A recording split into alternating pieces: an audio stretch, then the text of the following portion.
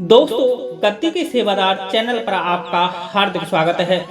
आज हम बात करते हैं एक ऐसे बंधु पर जो उन बहनों के लिए है जिनके पहले पति की मौत के बाद उनकी शादी कहीं दूसरी जगह करा दी जाती है। तो इनको दूसरे पति के यहाँ सुख क्यों नहीं मिलता? उनके घर में लड़ाई झगड़ा व समस्याएं क्यों बनी रहती हैं? क्यों उनका दूसरा पति बात बात में इन पर ताने कसता रहता है एवं इनको रंडी वैश्या व गंदी गंदी गाली गलौज करके मारता पीटता रहता है तथा तमाम तरह के कष्ट इन दोनों पति पत्नी के जीवन में क्यों दस्तक दे रहे होते हैं? इन सब के पीछे क्या रहस्य छुपा हुआ है? क्या उस महिला की पहली यादें उसका पीछा कर रही होती हैं या कुछ और ही रहस्य है? मैं आज इन सब रहस्यों से पर्दा उठाने वाला हूँ, इसलिए एक एक शब्द को ध्यान से सुनना, वीडियो इसके बिल्कुल मत करना तथा वीडियो को लास्ट तक जरूर सुनने की कोशिश करना। दरअसल दोस्तों, हमारा समाज पुरुष प्रधान है। आज भी औरत को सिर्फ उपभोग की वस्तु मात्र समझा जाता है। यह तो है हम सबकी मानसिकता, जो कि आज के समय में और बलवती होती जा रही है। आज युवा लड़के लड़की शारीरिक संबंध बनाना एक सुख का विषय समझते हैं, लेकिन उनको नहीं पता कि लिंग व जननांग के मध्य कोई भी शक्ति आकर के बैठती है। हमारे शरीर पर कोई भी सवारी बनती है या पितरों की कोई कृपा है या कुलदेवता कुलदेवी की कोई कृपा है या मंत्र जाप से कोई शक्ति आकर हमारे शरीर पर आई है, तो वह सबसे पहले हमारे मूलाधार पर आकर के बैठेगी।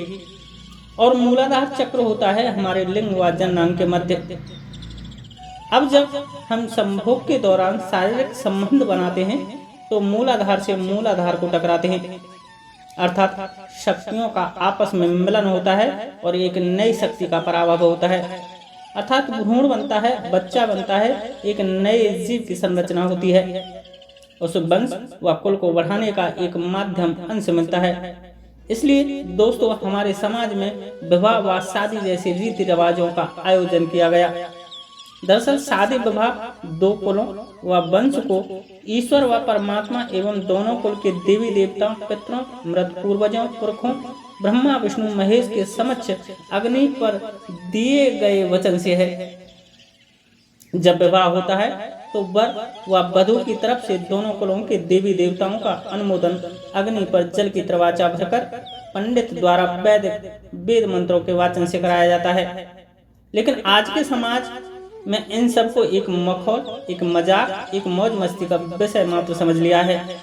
किंतु दोस्तों, आपको पता ही नहीं कि शादी के बंधन में बंधने के उपरांत आपने किन किन शक्तियों को वचन दे दिया। यह तो थी शादी की वह प्रक्रिया जिसको मैं अपने विषय पर आने से पहले आपको बताना चाहता था और आपका ध्यान आकर्षित करना चाहता था। अब आता हूँ मैं अपने विषय पर कि जिन महिलाओं के पहले पति की मौत हो जाए और जब वो दूसरी शादी उस कुल को छोड़कर किसी दूसरी जगह कर लेती हैं तो उनको कष्ट क्यों मिलते हैं? उनका जीवन नरक के सदृश क्यों बीतता है? दरअसल दोस्तों, यहाँ उस महिला का पहला पति ही उसके जीवन में तांडव मचा रहा होता है, क्योंकि उसने अग्नि को साक्षी मानकर देवी देवताओं के समक्ष जो वचन दिए थे साथ निभाने के, वो उसकी स्मृति में बने हुए हैं। इधर उसकी वो मौत असमय हो गई और जिसकी वजह से वह प्रेत योनि को प्राप्त है और प्रेत योनि में उसको जो यातनाएं मिल रही हैं उससे वह मुक्ति चाहता है।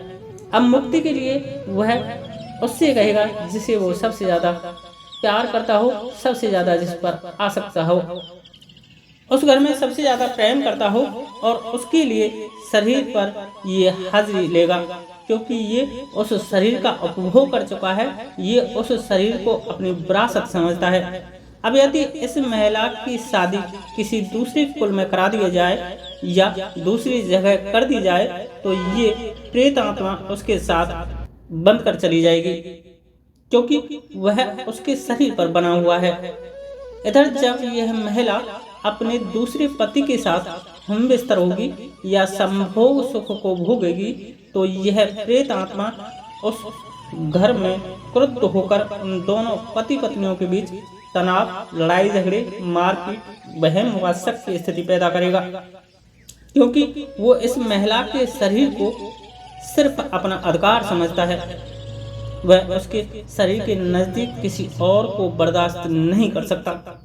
इसलिए यह या तो उस पति को मार्ग से हटाने व इस महिला को आत्महत्या के लिए प्रेरित करेगा और इतने कष्ट इनके जीवन में देगा कि इनके जीवन को नर्क बना देगा।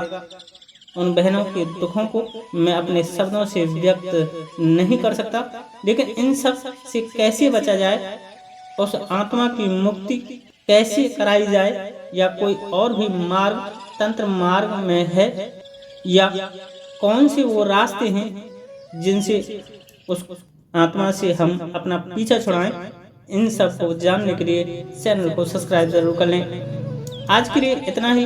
वीडियो अच्छी लगी हो तो लाइक करें, शेयर करें तथा और जो बहन इस समस्या से जूझ रही हैं वो कमेंट्स में या मेरे व्हाट्सएप पर उसके हल व उपाय पूछ सकती हैं। जय श्री राधे, जय श्री कृष्णा, जय माता की, जय गद्दी के सेवादार की।